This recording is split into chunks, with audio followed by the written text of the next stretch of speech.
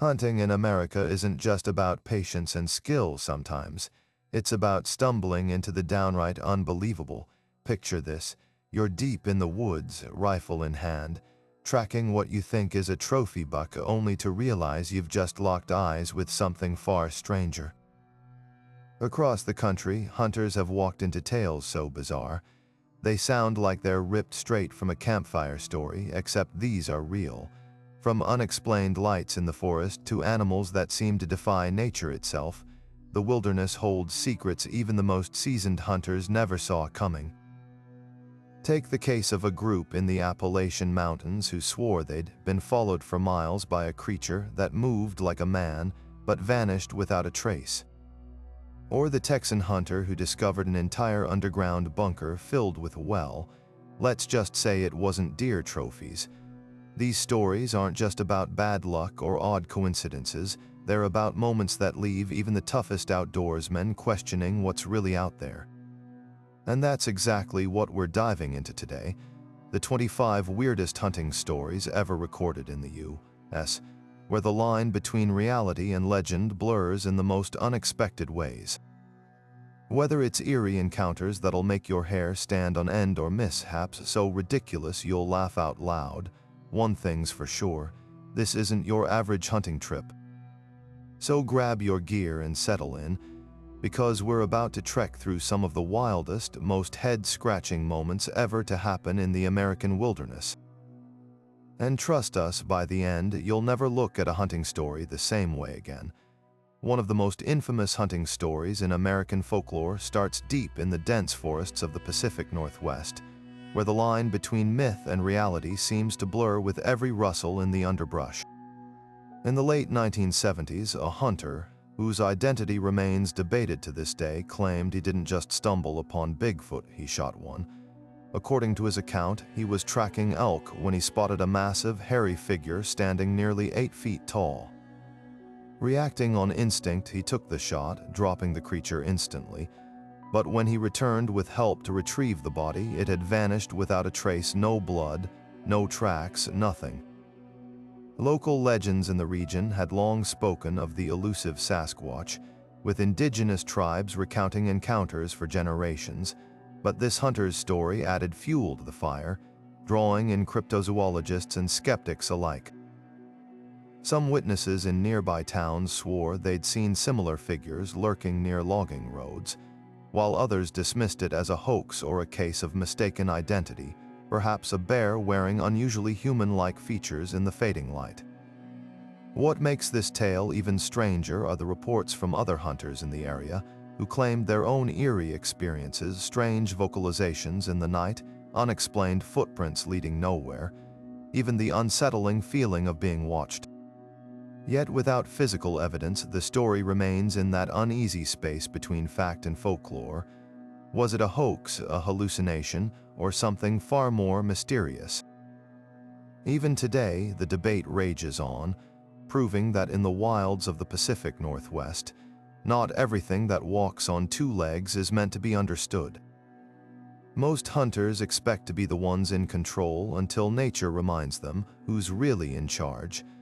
That lesson came hard for one Texas man who learned the hard way that even prey can fight back with shocking ferocity. It started as a routine hunt in the brush country near the Mexican border, where he'd spotted a mature whitetail buck, but the moment he took his shot, everything went sideways. The bullet only grazed the animal, and instead of fleeing, the deer turned toward him, ears pinned back, eyes locked on its would-be killer. In seconds, it charged full speed, slamming into the hunter with enough force to knock him flat. Eyewitnesses described the scene like something out of a Wild West showdown, the deer stomping, thrashing, even goring the man with its antlers before vanishing into the scrub. The hunter was left battered, bruised, and baffled, his rifle bent beyond use. When the story hit local news, it exploded online, with wildlife experts weighing in on just how rare and terrifying this behavior really is. Whitetails are typically skittish, but a wounded or cornered buck can become dangerously aggressive, especially during rutting season when testosterone runs high. What makes this case stand out isn't just the attack itself, it's the way it flipped the script on every hunter's assumptions. Veterans began sharing their own close calls, from tree stands rattled by furious bucks that circled back like silent predators. The incident became a grim reminder: nature doesn't play by our rules. Even today, debates rage over whether the deer was defending itself, disoriented, or just plain angry.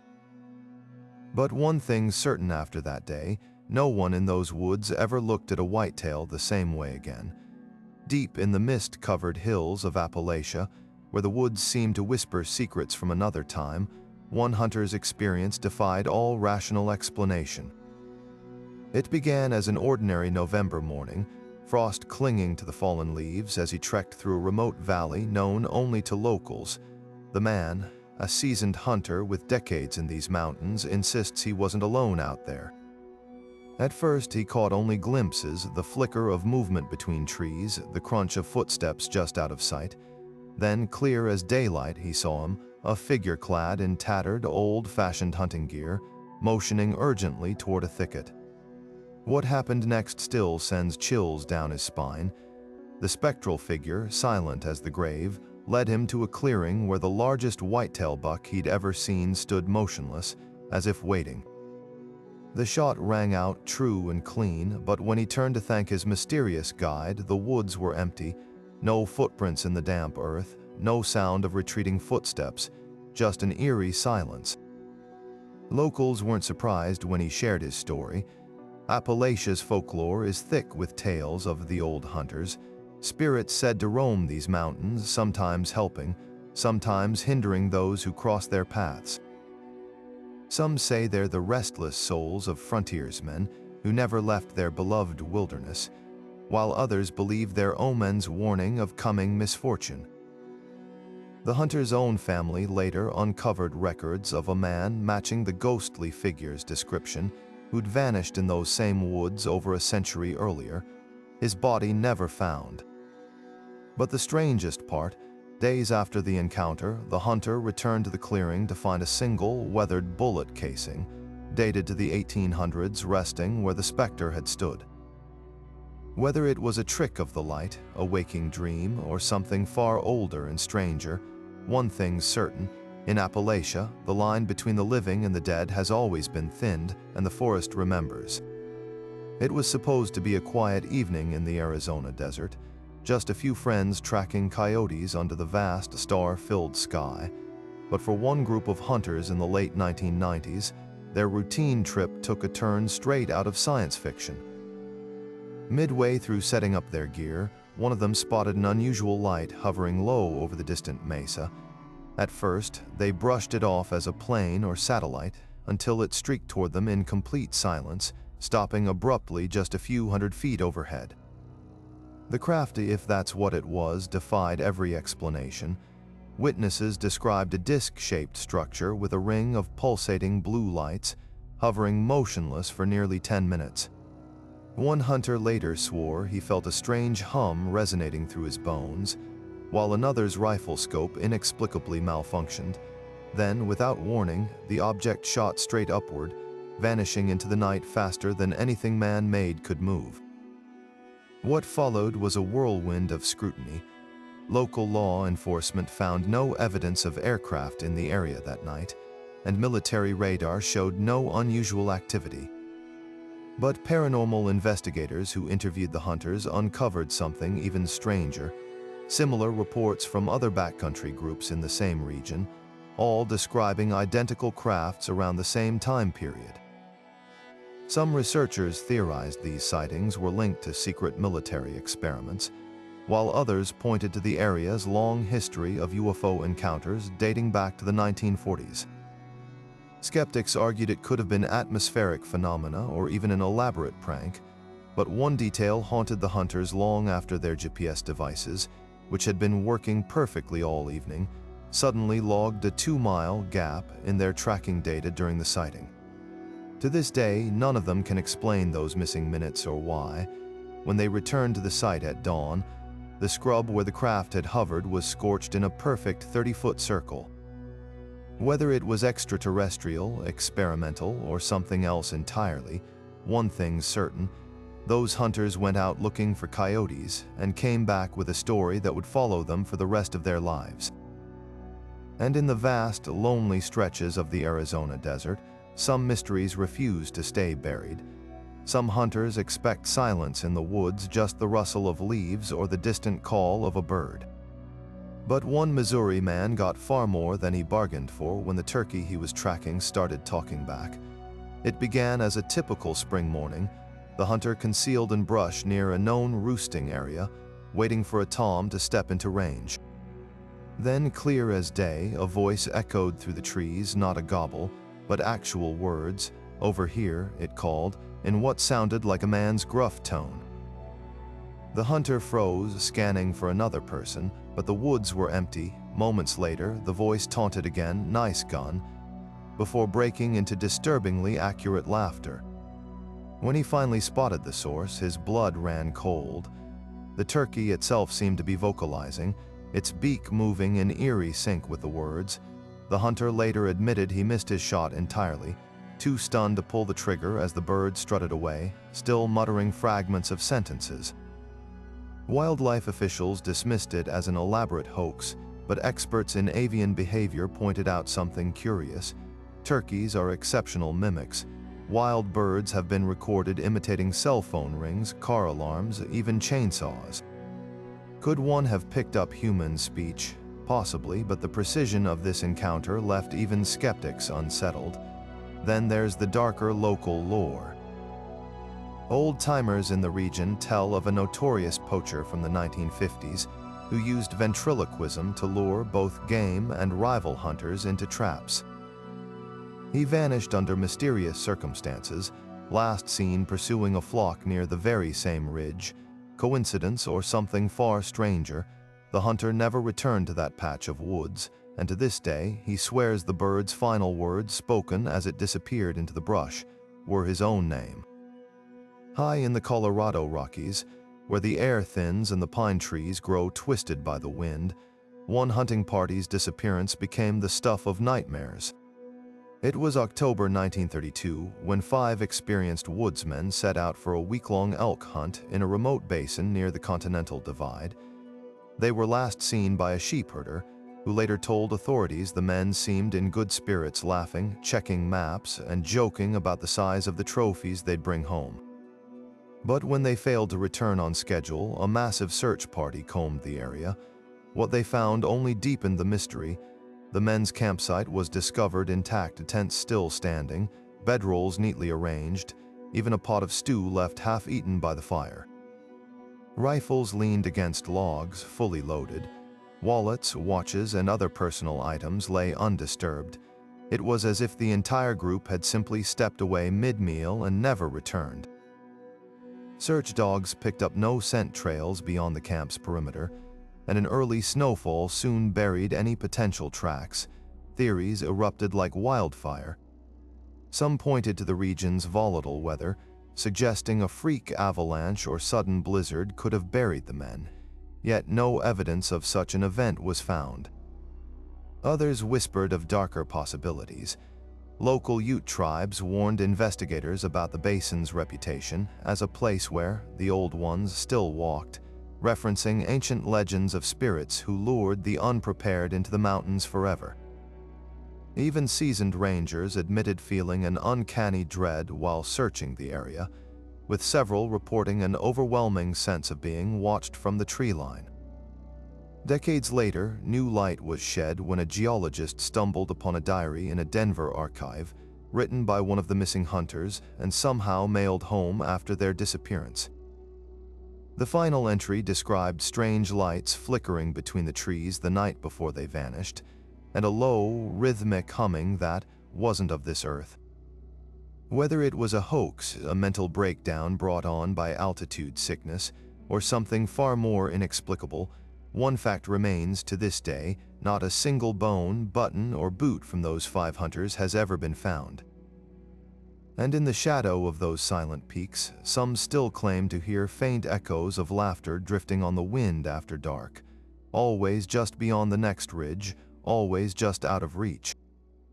The woods of Wisconsin have always held their share of mysteries, but few are as chilling as the story of one hunter's encounter with something that defied nature itself.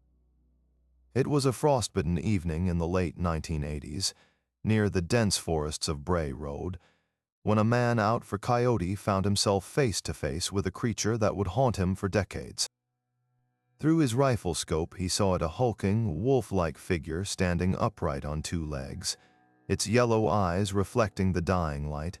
Before he could process what he was seeing, instinct took over.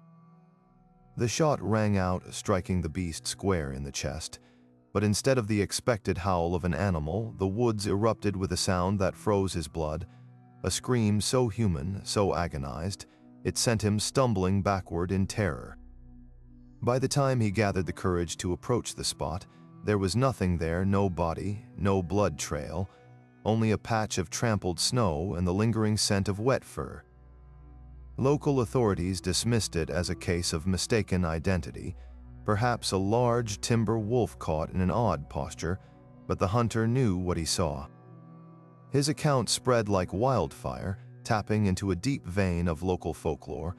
For generations, the Bray Road area had been whispered about as the territory of the Beast of Bray Road, a creature described in eerily similar terms, a wolf that walked like a man, with twisted hands and an intelligence that seemed far beyond any animal.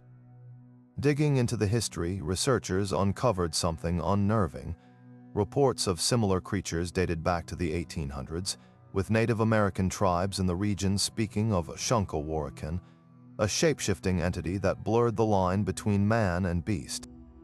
Even early settlers told of livestock torn apart by something that left tracks alternating between paw prints and boot marks. But what made this hunter's story unique was the aftermath. He became a shell of himself, plagued by nightmares and paranoia, convinced the creature had somehow survived and was watching him. Neighbors reported seeing him patrol his property at all hours, floodlights sweeping the tree line, muttering about golden eyes in the dark. Skeptics pointed to the lack of physical evidence, suggesting stress or isolation could warp perception, yet something nagged at even the most hardened doubters. Years later, a team of paranormal investigators scanning the area with thermal cameras caught a fleeting image, a bipedal heat signature moving at impossible speed before vanishing into the undergrowth. Was it a hoax, a trick of the light, or something far older and darker? The hunter never set foot in those woods again, leaving behind only one cryptic note in his journal: it wasn't a wolf. And it wasn't a man, but it knew what I was. To this day, the Bray Road beast remains one of Wisconsin's most enduring enigmas, a story that refuses to die. Whether it's a case of mass hysteria, an undiscovered species, or something from the shadows of folklore, one thing's certain: some hunters don't just bring home trophies. Sometimes they bring home nightmares. Hunting is all about reading signs: the snap of a twig, the flick of an ear, the way a deer moves through the brush. But in 2018, one Kentucky hunter realized too late that the buck he'd been tracking wasn't just cautious or clever, it was sick, and not just any kind of sick. The animal staggered through the undergrowth like something out of a horror movie, its ribs protruding, saliva dripping from its jaws, and its eyes glazed over with an unsettling vacancy. When the hunter finally took his shot, he expected the usual clean kill. Instead, he found himself standing over a creature so emaciated, so visibly wrong, that it sent a primal chill down his spine. This was no ordinary disease, it was chronic wasting disease, nicknamed zombie deer syndrome for its grotesque symptoms. The illness, caused by rogue proteins called prions, attacks the brains of deer, elk, and moose, slowly eroding their nervous systems. Infected animals waste away, losing coordination, becoming disoriented, and eventually losing all fear of humans. By the time symptoms show, the disease is always fatal. What made this hunter's discovery so alarming was how advanced the infection was. The buck's spine was visibly deformed, its muscles atrophied to the point of transparency under the skin. Wildlife officials later confirmed it was one of the worst cases they'd ever seen, but the real horror runs deeper than just one grim encounter. Chronic wasting disease is highly contagious, spreading through saliva, urine, and even contaminated soil. Once it takes hold in a population, eradication is nearly impossible. Even more troubling, there's no proven way to test infected meat, and while no human cases have been confirmed, studies suggest the prions could potentially jump species. Public health agencies have issued stark warnings.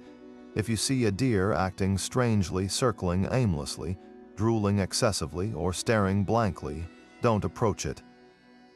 Don't field dress it, and above all, don't consume the meat. The Kentucky hunter's story went viral, sparking debates among scientists and outdoorsmen alike. Some argued for stricter culling to contain outbreaks, while others pointed to the disease's rapid spread as evidence of a deeper ecological imbalance. One thing's certain, in the quiet woods where hunters once worried only about wind direction and shot placement, there's a new shadow lurking, one that doesn't just threaten the deer, but the very tradition of wild game consumption. And as the infected zones expand across North America, that shadow grows longer every year. For hunters, it's a wake-up call wrapped in a nightmare. The wilderness has always been unpredictable, but now even a successful hunt carries an uneasy question: is your trophy a prize or a warning? There's something about the swamps of Louisiana that makes even the most hardened hunters uneasy. The way the mist clings to the cypress knees at dawn, the way sounds carry farther than they should, as if the land itself is whispering secrets. But for those who have climbed into certain tree stands deep in the Atchafalaya Basin, the whispers aren't metaphorical, they're chillingly real. Over the years, dozens of hunters have reported nearly identical experiences, sitting in silence before daybreak, only to hear hushed voices murmuring just below them, sometimes pleading, sometimes laughing, always just out of sight. One man's account from 2014 stands out. He'd chosen a stand near an old logging road, a spot locals called the Widow's Curve, after a fatal collision decades earlier. Minutes after settling in, his stand began rocking violently, as if someone or something was shaking the ladder. No wind, no animal large enough to cause it. Then came the voice, a woman's, eerily calm, asking, "Why did you leave me?" When he scrambled down, his gear strewn across the ground, he found something that made his blood run cold: fresh handprints in the mud beneath the stand, far too small to be his own. What ties these stories together are the recurring details. Hunters describe the same stretch of woods, the same time of day, always that gray hour between night and dawn, and the same unnatural stillness that follows the disturbances. The area has a dark history. Records show at least 6 fatal hunting accidents there since the 1950s, including a father and son who vanished without a trace in 1972. Some locals believe the voices belong to those who never made it out, forever reliving their final moments. Others point to older lore, tales of the few Follett, ghostly lights said to lead travelers astray, or the Rauguru, a shape-shifting spirit that haunts the wetlands. Skeptics argue it's just the swamp playing tricks, the way sound travels over water, the way isolation can warp perception. But one wildlife biologist who studied the area offered a more unsettling theory. After recording unexplained audio spikes during pre-dawn hours, he noted how the phenomena clustered near patches of la terre rouge, a rust-colored clay long used in local burial rituals. Whether it's grief echoing through time, the land itself remembering, or something far older, one thing's certain: in those depths, the line between hunter and hunted blurs in ways no one can explain. And for those who have heard the voices, the woods hold a new kind of quarry, one that doesn't just flee, but lingers, waiting to be heard.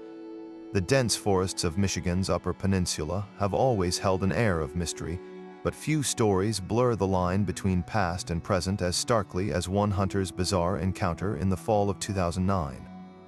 What started as a routine morning tracking whitetails turned into something straight out of Twilight Zone folklore, when the man took down a massive 10-point buck, only to discover the animal wore a tarnished brass collar, its surface engraved with a name and a date, Jedediah H.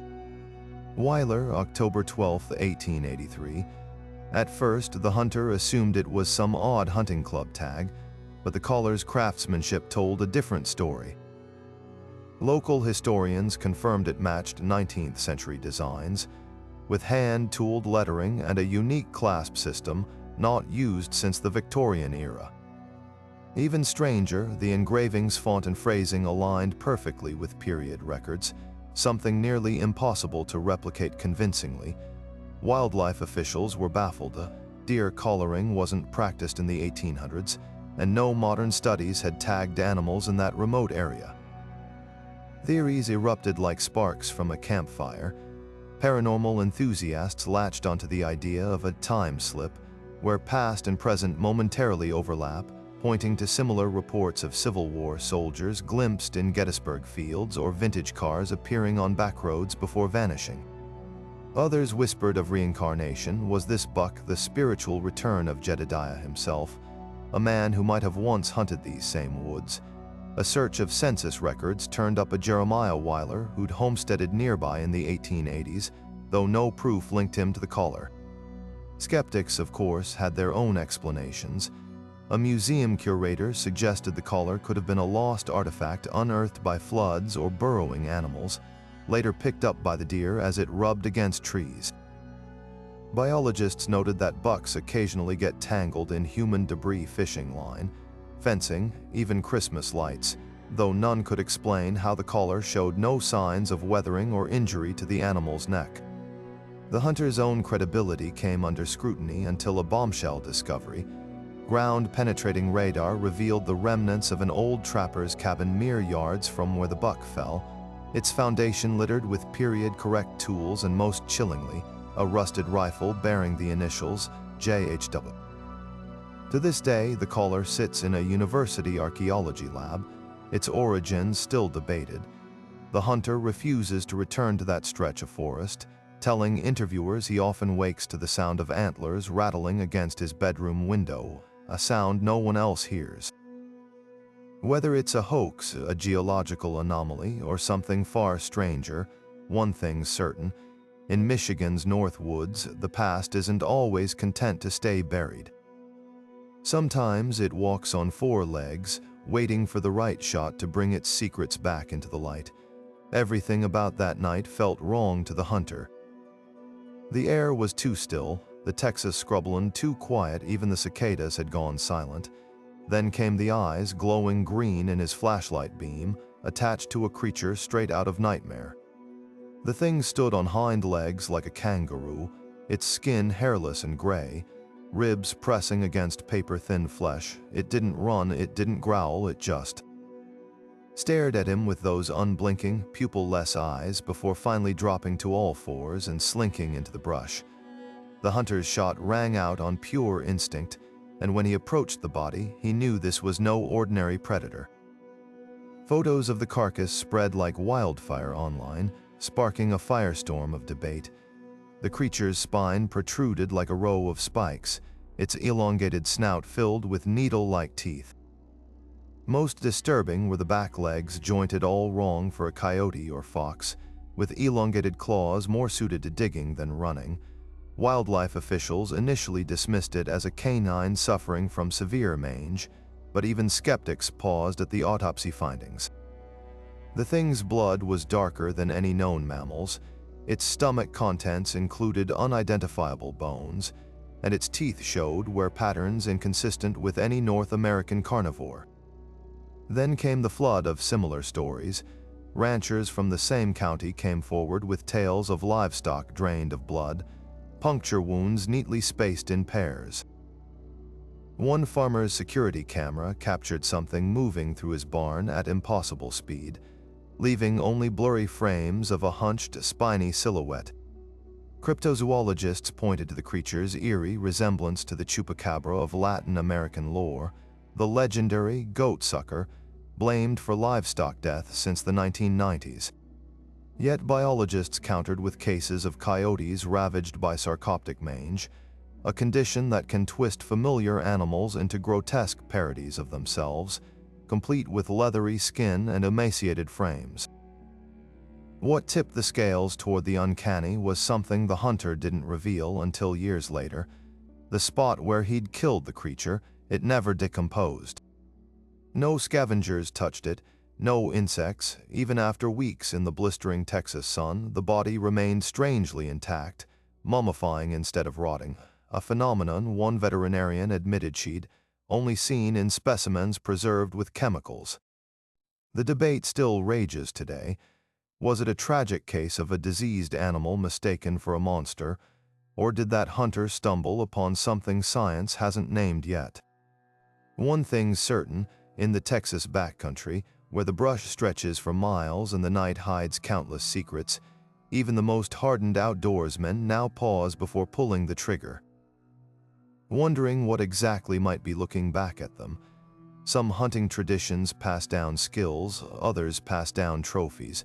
But for one Montana family, what got handed through the generations was far darker. It started with a simple rifle, a Winchester Model 70 made in 1949, gifted from father to son as a rite of passage. On the surface, nothing seemed unusual about the gun. It shot straight, felt balanced, and carried the warm patina of decades of careful use. But those who hunted with it soon noticed a pattern.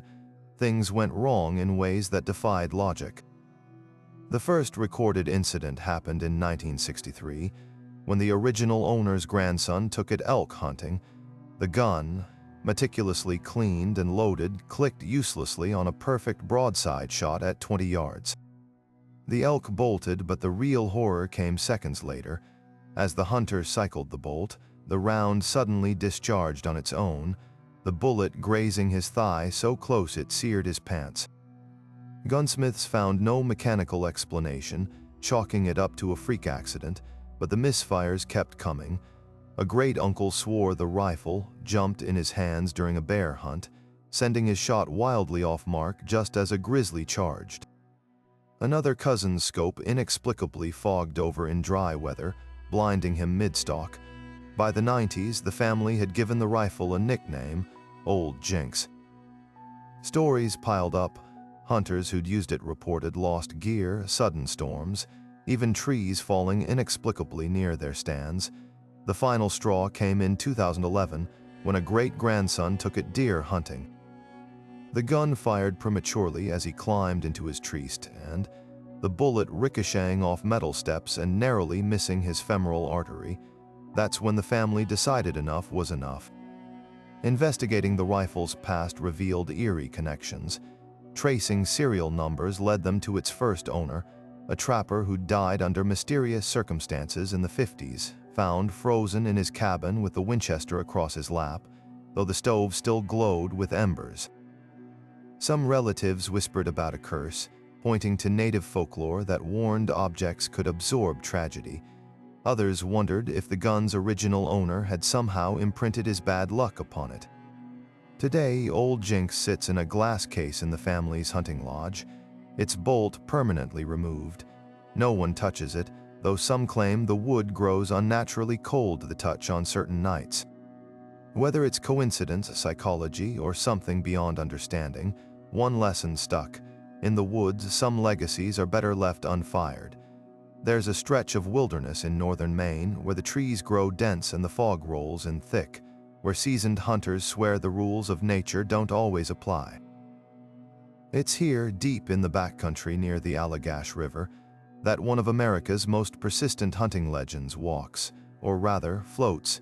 They call it the Phantom Moose, a towering bull with antlers like gnarled oak branches, its coat shimmering faintly in the low light as if woven from mist itself. Sightings date back generations, with hunters describing near-identical encounters. The moose steps into a clearing, broadside and unmoving, offering the perfect shot. But the moment the trigger is pulled, the animal vanishes. No crash of hooves, no disturbed foliage, just eerie silence where a 1,000-pound beast had stood seconds before. Local indigenous tribes have their own name for it: Wabanakie's shadow, a spirit moose said to wander between worlds. its appearance a harbinger of change. Passamaquoddy elders tell of warriors who followed the creature into the woods, only to emerge days later with no memory of where they'd been, their arrows useless against its translucent hide. Early settlers' journals from the 1800s recount similar tales, with lumberjacks describing a moose that left no tracks, even in fresh snow. Skeptics dismiss it as a trick of the light, a real animal glimpsed through heat haze or distorted by fata morgana, the same mirage effect that conjures phantom ships at sea. But try telling that to the hunter who, in 1987, watched his bullet pass clean through the beast's chest without so much as a flinch before it dissolved into the twilight. What makes the phantom moose legend so unsettling isn't just its persistence, it's the consistency of the details. Witnesses across decades describe the same odd trait. The moose's antlers are always in full velvet, a stage that real bulls shed by late summer. Then there's the smell. Multiple accounts mention a sudden, overwhelming scent of pine sap and wet earth right before the apparition appears, lingering even after it's gone. Biologists have floated theories about diseased moose with unusual behavior or even a rare genetic quirk causing semi-translucent fur, but no carcass matching the description has ever been found. The most chilling encounter came in 2012, when a wildlife photographer set up trail cameras near a hotspot for sightings. For weeks, the lenses captured nothing unusual until one foggy dawn, the cameras triggered in rapid succession. The images showed the moose materializing mid-stride, its body fading in and out like a flickering candle, the final frame, just the imprint of massive hooves in the mud, with no leading or trailing tracks, as if the animal had dropped from the sky. The photos were studied by optics experts, who found no evidence of tampering but couldn't explain the anomalies. Whether it's a guardian spirit, a glitch in the forest's fabric, or something science hasn't named yet, the phantom moose remains Maine's most enduring wilderness mystery. And for those who have faced it in the half-light, the lesson lingers long after the hunt ends. Some things in these woods aren't meant to be caught, only witnessed. And remembered, the rain had turned Oregon's backcountry into a slick, shadowy maze, the kind of conditions most hunters would avoid. But for one man tracking a wounded elk through the Umpqua National Forest in the fall of 2004, the downpour masked something far more dangerous than muddy terrain. Pushing through a tangle of ferns, he froze at the edge of a clearing. There, beneath a crude arch of antlers and twisted branches, stood a dozen figures in hooded robes, their faces obscured. At the center, an elk carcass hung upside down from a tree, its throat slit, blood pooling in a shallow, symbol-carved basin below. Every instinct screamed at him to retreat, but the snap of a twig gave him away. Hoods turned in unison. What followed was a nightmare sprint through the forest, the hunter hearing the rustle of pursuit just yards behind him. He later told authorities the robes moved wrong, too fast, too silent, as if the figures knew the land in ways no human should. Miraculously, he reached his truck, peeling out as a rock shattered his rear window. Sheriff's deputies found the site exactly as described. The elk's body remained, but every trace of the ritual had been scrubbed clean, no footprints, no blood, not even the ash from what must have been torches.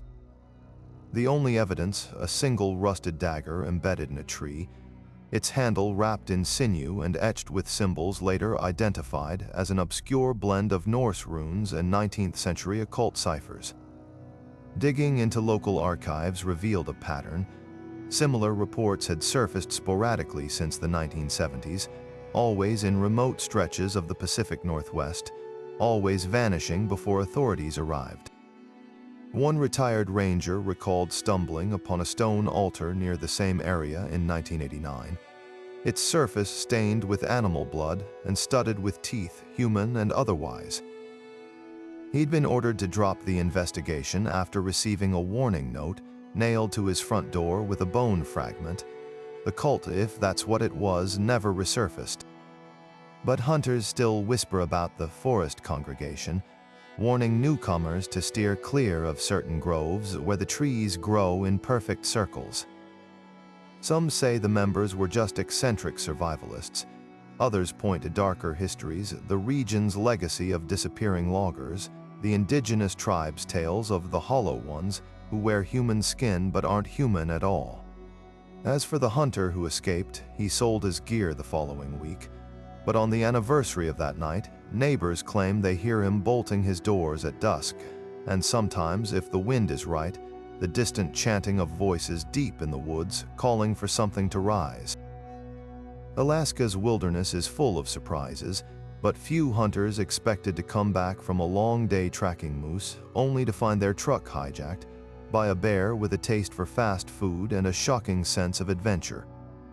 It happened in 2018 near Denali National Park, where a local hunter had left his pickup parked at a trailhead, snacks stashed inside for his return. What he didn't count on was a crafty brown bear smelling those treats through the cracked windows and deciding to do more than just raid the glove box. Dashcam footage later showed the bear's full heist in glorious, absurd detail. After prying the door open with surprising dexterity, the animal clambered into the driver's seat, snout deep in beef jerky and donuts. But then things took a surreal turn. With one massive paw, the bear accidentally knocked the gearshift into neutral, sending the truck rolling backward down a gentle slope. The bear, utterly unfazed, kept munching as the pickup drifted across the gravel, its nose occasionally bumping the steering wheel in a bizarre imitation of driving. By the time the hunter returned, his truck was lodged against a tree 30 yards away, the bear still inside, now lazily licking powdered sugar off the dashboard like some fur-covered criminal savoring the spoils of his crime. Wildlife officials were called, but the bear had already made its exit, leaving behind a scene that looked like a tornado made of snack wrappers. Seats were shredded, the stereo knobs gnawed off, and the entire cab reeked of berry-scented air freshener the bear had apparently bitten into. The hunter's reaction, part disbelief, part grudging admiration. That bear had better table manners than my college roommate, he later joked to reporters. What makes this story more than just a viral oddity is what it reveals about Alaska's bears. Biologists noted the animal's problem-solving skills figuring out door handles, resisting the urge to panic when the truck moved, and warned that such cleverness is becoming more common as bears grow habituated to humans. Locals now double-check their parking brakes and stash food in bear-proof containers, but the legend of the truck-thieving bear lives on, and the dashcam footage. It's since been used in wildlife safety presentations, proving that even in the age of technology, nature has a way of hijacking the narrative, sometimes literally. As for the bear, it was spotted weeks later near the same trailhead, seemingly unfazed and still sniffing around trucks with the quiet determination of a seasoned car thief. The Ozark Mountains hold secrets older than the first settlers, places where the trees grow so close together they block out the midday sun. It was in one of these shadowy hollows that a hunter named Travis found himself face to face with something that defied every law of nature. He'd been tracking a buck through the Missouri backcountry when the woods went dead silent, no birds, no wind, just the oppressive weight of being watched. Then came the growl, low and guttural, vibrating through the ground like a diesel engine. That's when he saw it, a massive black dog, sleek as oil, standing rigid in a shaft of moonlight. Its eyes glowed like embers, locked onto him with an intelligence no animal should possess. Travis later swore the thing grinned at him, rows of needle-thin teeth exposed in a snarl, before charging. He fired twice, the shots echoing through the trees. Both rounds should have hit center mass, but the creature didn't stagger, didn't flinch, it just kept coming. In a panic, he turned to run, crashing through brush until his lungs burned. When he finally dared to glance back, the beast was gone. No paw prints in the mud. No blood trail, just the lingering scent of sulfur and wet fur. Locals weren't surprised when he told his story. The Ozarks have whispered about the devil's dog for generations, a phantom hound said to guard forgotten graves or stalk those who trespass in cursed places. Civil War-era diaries describe soldiers encountering a similar beast near battlefields, its howl sounding more human than canine. Modern hunters still swap stories of a black dog with reflective eyes that vanish when flashlight beams hit them, only to reappear inches from their faces moments later. Travis's account stands out because of what happened afterward. For weeks, he reported hearing scratching at his cabin door at night, finding clumps of jet black fur caught in the fence posts. Then came the nightmares of visions of the dog standing at the foot of his bed, its breath hot on his ankles. A local folklorist suggested he might have stumbled into a thin place where the veil between worlds wears ragged. Others pointed to the region's tragic history, unmarked graves of indigenous people, outlaw hideouts drenched in blood claiming some energies never rest. The hunter sold his land 6 months later, but the strangest detail, the new owner, a skeptical retired deputy, called Travis within weeks of moving in. His words were clipped, frantic. "I don't believe in ghosts, but whatever's out here, it watches and it laughs. Today, that stretch of woods remains conspicuously empty, the game trails overgrown." Because in the Ozarks, some legends aren't just stories, they're warnings, and the demon dog always finds those who don't listen. The trees stood unnaturally still that morning in the Pennsylvania backcountry, the kind of silence that makes a hunter's spine prickle. That's when he saw it himself, not a reflection, not a trick of the light, but a perfect replica standing 50 yards across the clearing, decked in identical camouflage, gripping the same model rifle. The man, a seasoned bow hunter named Greg, would later describe the moment with trembling hands. How his double didn't mirror him, but tilted its head in slow curiosity, its face frozen in an expression he'd never made. Then came the cold, sickening realization his own hunting knife, usually strapped to his belt, was missing, and there it was, glinting on the doppelganger's hip. Greg's story spread like wildfire through paranormal forums, but the deeper truth lies in the centuries of folklore surrounding doppelgangers. Germanic legends warned these double walkers were omens of impending death, while Norse myths described them as fate's cruel jest, a glimpse of what could have been. Modern cases often cluster around remote wilderness areas, with hikers, loggers, and hunters reporting near identical encounters. One common thread: the doubles never speak. They only watch, and they always know something the original doesn't: a missing item, an unvisited location, sometimes even scars the real person hasn't yet acquired. What chills investigators about Greg's account are the physical traces. Returning to the clearing with a search party, they found boot prints matching his own down to the unique tread wear on his left heel, but leading toward the spot where his double stood, not away. Even stranger, a set of identical fingerprints on a nearby birch, though Greg swore he'd never touched it.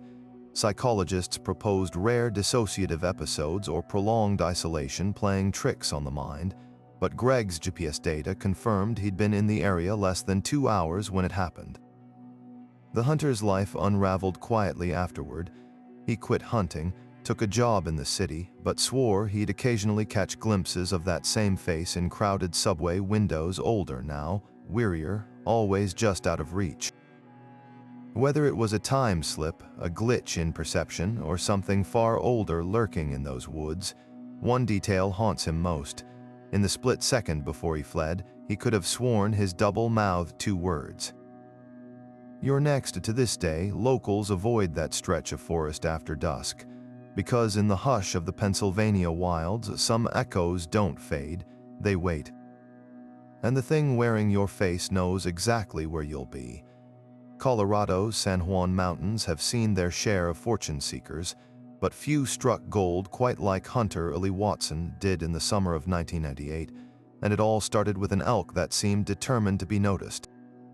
Illy had spent days tracking a massive bull through dense aspen groves, frustrated by how the animal always stayed just out of range. Then, on the 3rd morning, something shifted. Instead of fleeing, the elk stopped atop a rocky outcrop, turned to face him, and let out a piercing bugle before deliberately trotting away, not into cover, but along an exposed ridge. It paused every few yards, glancing back as if waiting for Ali to follow. Against his better judgment, he did. The elk led him down a treacherous slope to a secluded gulch, where it finally vanished behind a stand of scrub oak. Puzzled, Ali pushed through the brush and froze. There, glinting in the sunlight, was a rust-colored quartz vein streaked with unmistakable flecks of gold. He'd stumbled upon an untouched outcrop of ore, later assayed at nearly 8 ounces per ton. Within weeks, Ali filed the lucky elk claim, sparking a small-scale gold rush in the area. But the real mystery wasn't the gold, it was the elk's behavior. Wildlife biologists were baffled. Bulls in rut might act aggressively, but they don't lead humans anywhere, especially not to mineral deposits. Old-time prospectors, though, nodded knowingly. They swapped stories of ore deer and mineral moose, animals that seemed drawn to metal-rich areas.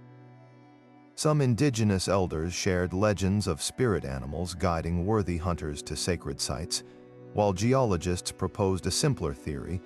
The elk could have been seeking out mineral licks, natural salt deposits often found near gold-bearing rock. Then came the oddest twist.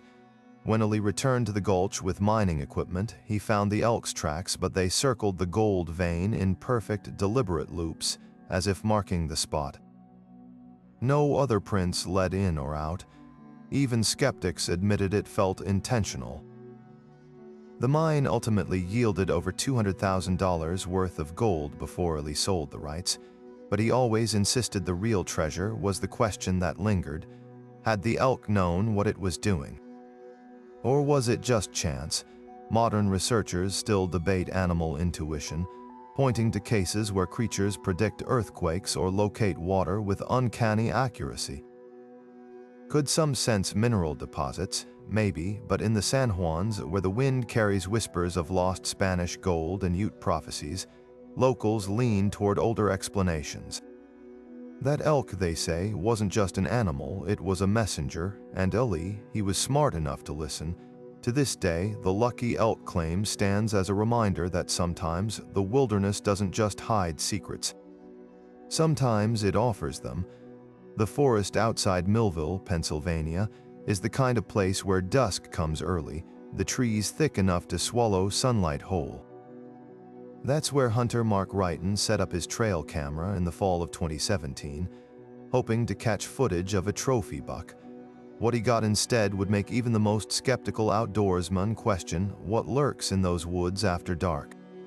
The first anomaly appeared on night 3, a shadowy humanoid figure, barely visible at the edge of the frame, standing perfectly still despite the wind whipping through the branches. No heat signature, no reflective eyes, just a silhouette that seemed to absorb the infrared glow of the camera. Then came the audio. Between the usual rustles and owl calls, the device picked up something else, a whisper, garbled but unmistakably human, saying, "Turn it off." Mark dismissed it as radio interference until the next clip. This time, the figure was closer, its elongated fingers brushing the lens before the audio cut in again. "You shouldn't be here." Wildlife experts were stumped. Trail cameras don't record phantom voices, and Pennsylvania's black bears, often blamed for eerie footage, don't stand 7 feet tall or speak English. Skeptics suggested pareidolia, the brain's tendency to find patterns in randomness, but the voice clips kept coming, each clearer than the last. One even seemed to respond to Mark's name, though he'd never spoken near the device. Then came the malfunction. On the 7th night, the camera captured a final, chilling sequence, the figure standing directly in front of the lens, its face a blur of static, before reaching out with hands that glitched like bad pixels. The footage cut to black permanently. When Mark retrieved the camera, its memory card was corrupted beyond recovery, the casing ice cold despite the humid air. Tech specialists later found something even stranger. The device's internal clock had reset to December 31st, 1999, a date significant only as the eve of Y2K, when some feared global systems would collapse. Locals had their own theories. The area was once home to the Susquehannock people, whose burial grounds dotted the region. Others pointed to darker history, a 19th century asylum fire just miles away, where patients' final screams were said to echo in the hollows. Even the camera's brand name, Shadow Ghost, suddenly felt too on the nose. Mark never replanted that camera, but hunters who have tried since report similar glitches, lenses fogging for no reason, batteries draining overnight, and one persistent, staticky whisper caught on a voice recorder left as an experiment, still watching. Whether it's a technical anomaly, a hoax, or something far older, one thing's clear. In those Pennsylvania woods, the line between observer and observed is thinner than anyone realized. And some shadows don't just pass through the frame, they linger. There are moments in the wilderness when nature reminds you just how small you really are, and for one hunter in the Colorado Rockies, that lesson came with 75 million volts of pure, terrifying force. It was an afternoon in July 2015, when Dan Evers was tracking elk near timberline. The sky had been clear all morning, but mountain weather changes fast. By the time he noticed the dark clouds rolling in, the first thunderclaps were already shaking the ground. He took shelter under a lone pine, gripping his rifle as hail started pelting the hillside. That's when it happened, a blinding flash, a deafening crack, and the searing pain of what he later described as being inside a sun. The lightning struck the tree above him, arcing down through the moisture on his rifle barrel before exploding out through the soles of his boots. Witnesses miles away swore they saw the bolt split the sky like a jagged spear. Dan woke up minutes later, face down in the mud, his clothes smoldering, his muscles locked in agony. Miraculously, he was alive, but the damage was surreal. The rifle's steel components had partially melted. The pine tree was split down the middle, its sap boiled into steam. And Dan, his nervous system, had just become part of the most unpredictable circuit on Earth. Doctors later explained the grim science behind his survival. Lightning carries enough energy to vaporize water on contact, meaning the rain on Dan's jacket likely saved him from worse burns by explosively evaporating away from his skin. The current traveled along the outside of his body, a phenomenon called flashover, rather than through his heart or brain. Even so, the side effects were brutal. He suffered Lichtenberg figures, branching, fern-like burns, tracing the lightning's path across his chest, and temporary paralysis in his left arm from nerve damage. His eardrums ruptured from the shockwave, and his vision took weeks to return fully. What's chilling is how much luck played into it. Had his rifle been a modern synthetic model instead of steel heavy wood, the current might have grounded differently. Had he been leaning against the tree rather than standing near it, the results could have been fatal. Lightning strikes kill roughly 20 people annually in the U.S., with survivors often reporting bizarre aftereffects from sudden savant-like math skills to permanent tinnitus that sounds like radio static from the cosmos. Dan's recovery took 18 months, but the psychological scars ran deeper. He sold all his metal-framed gear, switched to carbon fiber equipment, and now obsessively checks weather radar.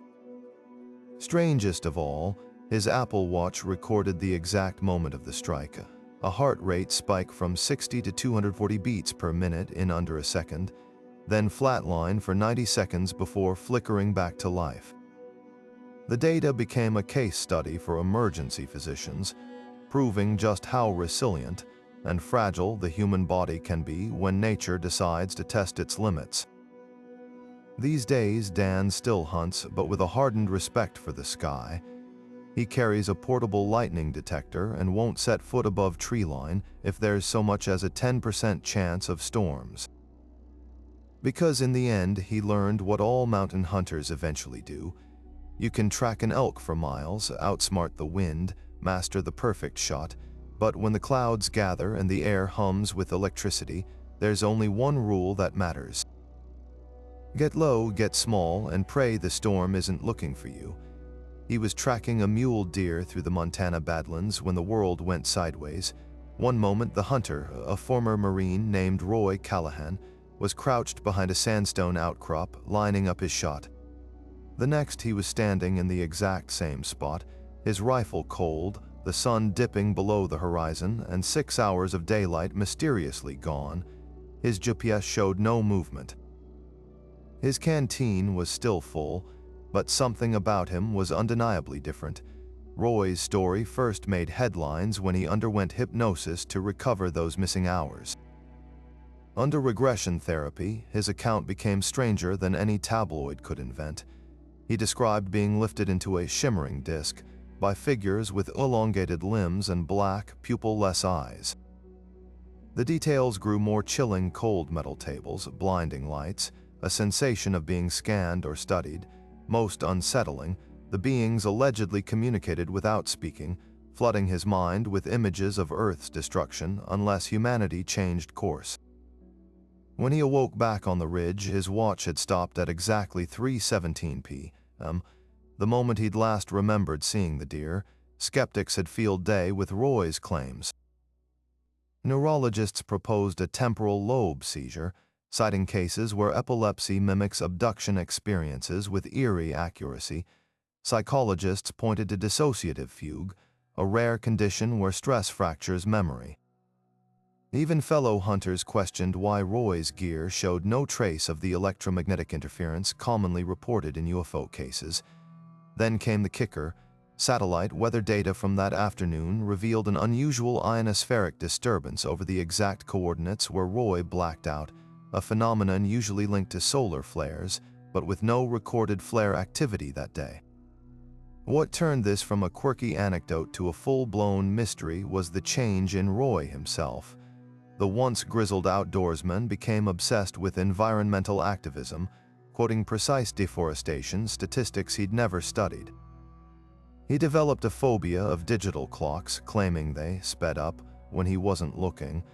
Most bizarrely, he could suddenly speak fluent Portuguese, a language he'd never learned, but which hypnotists verified he'd used during sessions to describe the being's instructions. Linguists analyzing the recordings noted his accent was oddly archaic, resembling 19th century Brazilian dialects. Theories spiraled from plausible to paranormal. Had Roy been implanted with false memories during a dissociative episode? Was his brain rewired by an extreme close encounter with ball lightning? Or, as some ufologists suggested, had he actually been taken by something that, for reasons unknown, chose to return him altered? Roy himself stopped giving interviews after 2 years, retreating to a cabin near Glacier National Park. Visitors say he still hunts, but never after dusk. And on clear nights, he refuses to look at the sky. Whatever happened in those lost hours left him with one unwavering conviction: we're not the only ones watching these woods. And next time, they might not bring him back. The dense forests of Washington's Olympic Peninsula have long been a hotspot for Bigfoot lore, but in 2019, one hunter's encounter added a chilling twist to the legend, one that linguists and cryptozoologists still debate today.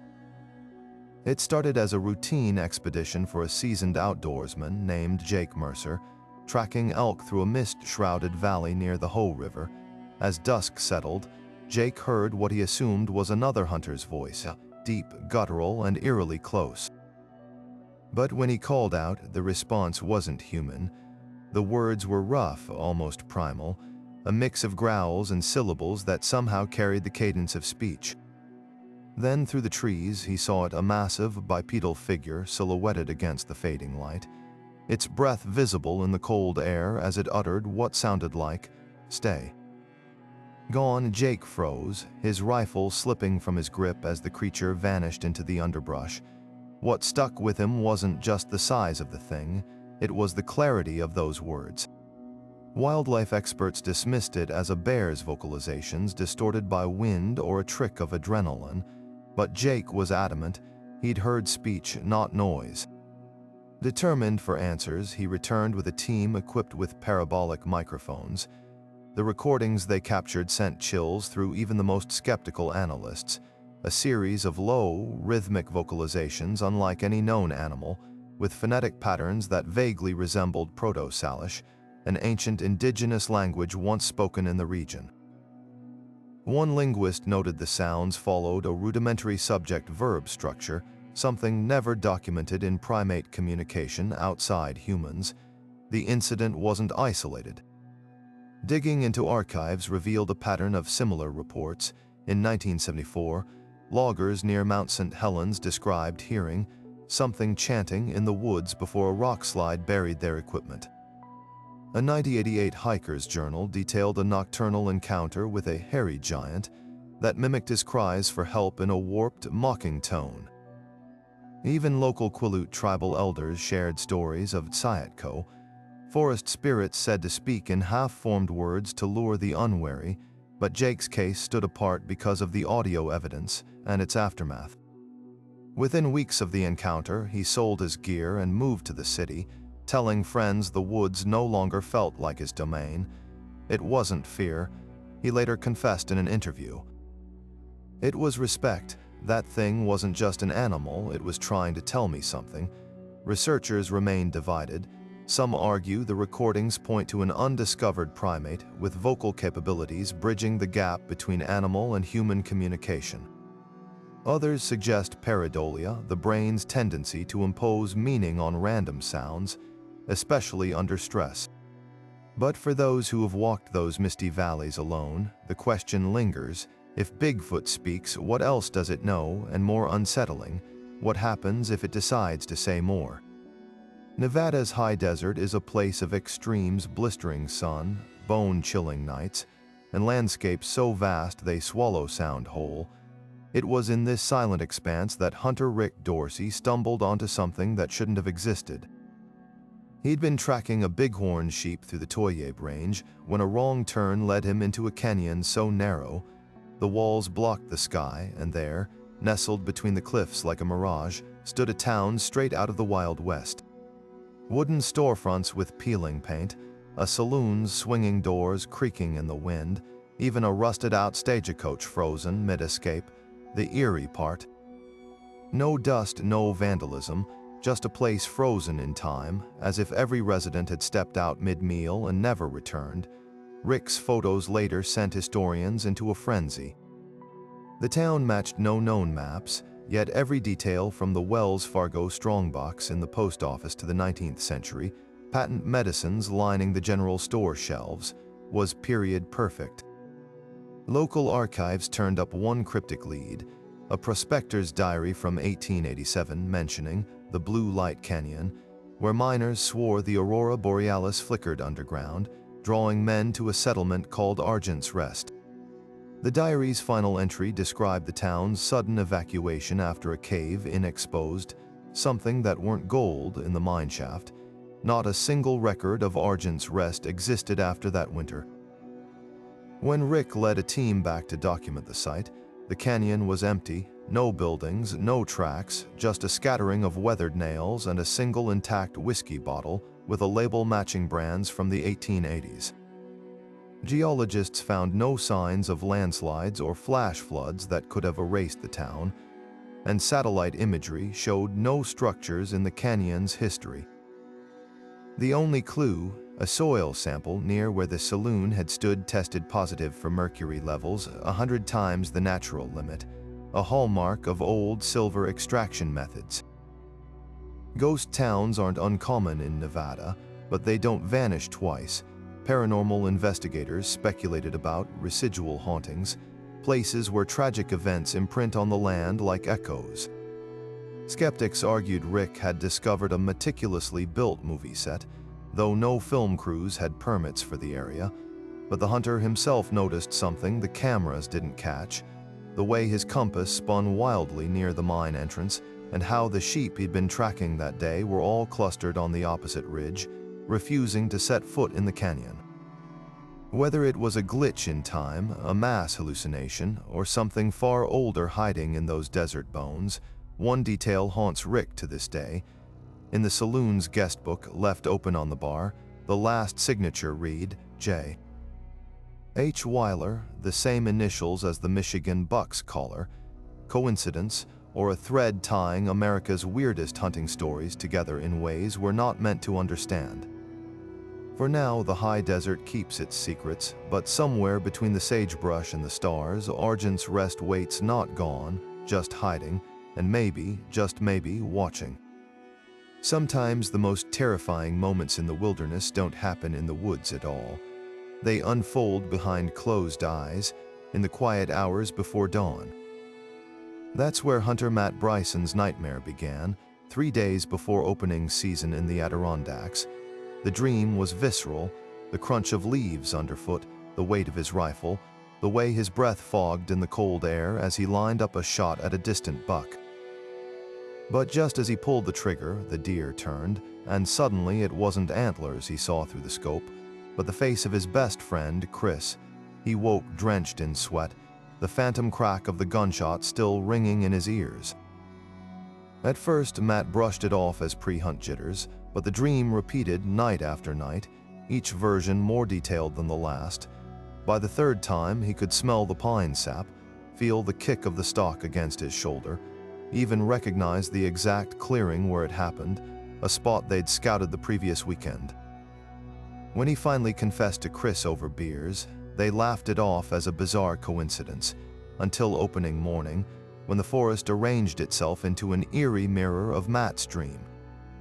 The same golden light filtering through the birches, the same rustle in the underbrush, and then, the moment that froze his blood, Chris, stepping into the clearing wearing a rust-brown jacket nearly identical to the buck's coat in his nightmare, just as Matt's finger grazed the trigger. What happened next was a blur of screaming and scrambling, the bullet lodging in a tree inches from Chris's head. In the shocked silence that followed, Matt realized every detail matched the angle of the sun, the way Chris had turned to call out to him, even the chipmunk darting across the log where his friend had just stood. It wasn't déjà vu, it was a script he'd already lived, shot for shot. Psychologists call this phenomenon crisis precognition, the dreams that seem to predict traumatic events with uncanny accuracy. Studies suggest up to 18% of people experience at least one such episode in their lifetimes, often tied to high-stress scenarios. Neuroscientists theorize it's the brain running threat simulations, sometimes misfiring patterns so vividly they feel prophetic. But for Matt, no theory could soothe the guilt. He sold his gear the next week, telling friends, "Some warnings aren't meant to be ignored." What chills researchers about Matt's case are the parallels to other hunting close calls. In 1984, a Wisconsin man aborted a moose hunt after dreaming his guide would drown, only to learn the man died in a freak boating accident that same morning. A 2014 study of outdoor workers found those who recalled vivid, warning dreams were significantly more likely to avoid accidents that season. Even indigenous traditions have long honored such visions, with Mohawk elders teaching that dreams are the land speaking when you're quiet enough to listen. Matt never hunted again, but years later, during a therapy session, he revealed an unsettling detail he'd never shared. In the original dream, Chris hadn't just been hit, he'd died. The bullet struck slightly left of where it landed in reality. That's the cruelest twist of precognition. If it's real, it doesn't just show you what will happen. It shows you what could, and leaves you forever wondering if your fear was the only thing that changed the outcome. In the end, some shots are better left unfired, some dreams better left unspoken. And for Matt, the woods will always be a place where the line between instinct and omen is as thin as a hair trigger. The forest is supposed to follow certain rules: predators hunt, prey flees, and herbivores stick to plants. But in 2016, a trail camera in North Dakota shattered those assumptions with footage so unsettling it made biologists question everything they knew about deer behavior.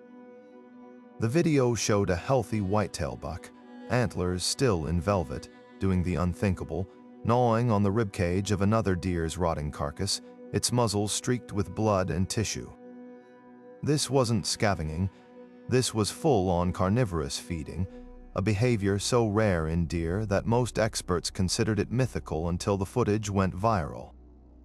The hunter who captured the clip, a retired wildlife officer named Dale Hendershot, initially thought his camera had malfunctioned. I've seen deer lick bones for minerals, maybe nibble a bit of shed velvet, he told researchers. But this was a full meal.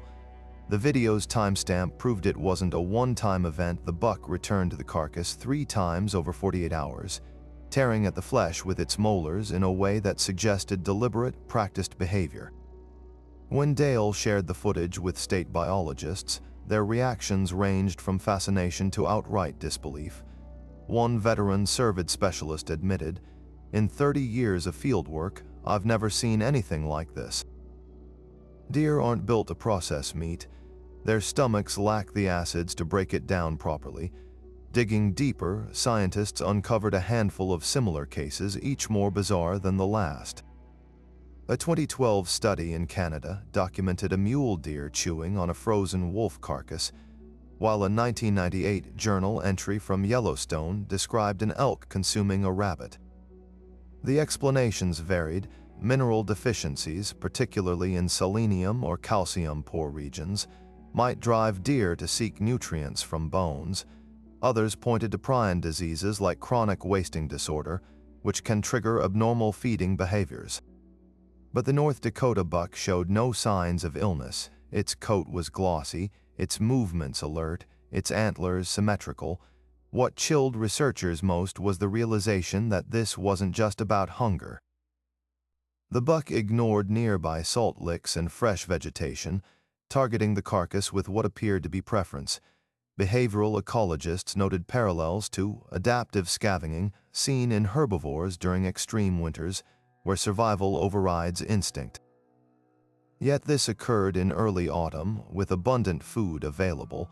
One controversial theory suggested the deer might have learned the behavior from observing coyotes, a terrifying example of cross-species mimicry.